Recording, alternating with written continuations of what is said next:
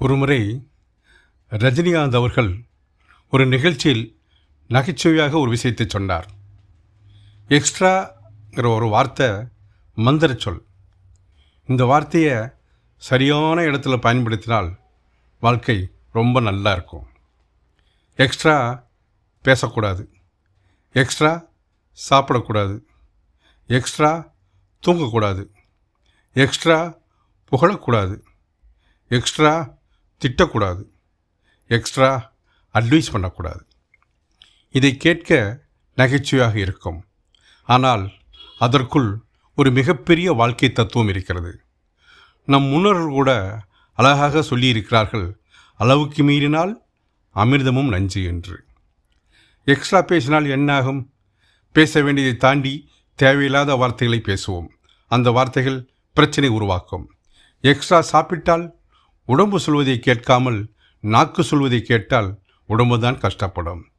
Extra தூங்கினால் ஓய்வு நல்லது தான், ஆனால் அளவுக்கு அதிகமான தூக்கம் நம்முடைய நேரத்தையும் சுறுசுறுப்பையும் எடுத்துக்கொள்ளும். எக்ஸ்ட்ரா புகழ்ந்தால் ஏதோ காரியம் சாதிக்க புகழ்கிறாங்க அப்படின்ட்டு நம்ம மதிப்பு குறையும். எக்ஸ்ட்ரா திட்டினா கடும் வார்த்தைகள் வரும், மனம் புண்படும். அதே போல் எக்ஸ்ட்ரா அட்வைஸ் நம்மிடம் கேட்காதவர்களுக்கு அறிவுரை கொடுத்தால் அது அவர்களுக்கு சுமையாகிவிடும்.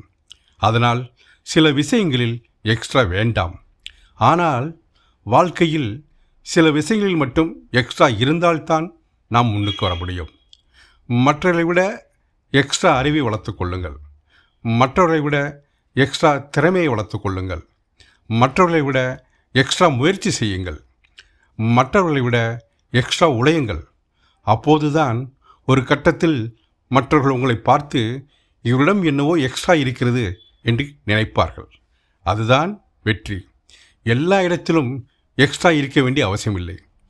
பேச்சில் குறைவு, சாப்பாட்டில் அளவு, தூக்கத்தில் கட்டுப்பாடு, அறிவுரையில் நிதானம்.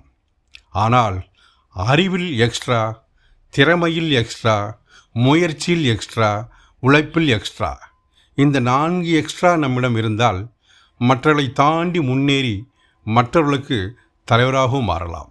அதனால் வாழ்க்கையில் ஒரு சின்ன மந்திரத்தை மட்டும் நினைவில் வைத்துக் கொள்ளுங்கள். தேவையில்லாத இடத்தில் எக்ஸ்ட்ராவை கட் பண்ணுங்கள். தேவையான இடத்தில் எக்ஸ்ட்ராவை ஆட் பண்ணுங்கள். இதுதான் வாழ்க்கையில் முன்னேறுவதற்கான சிம்பிளான ஃபார்முலா. நன்றி, வணக்கம்.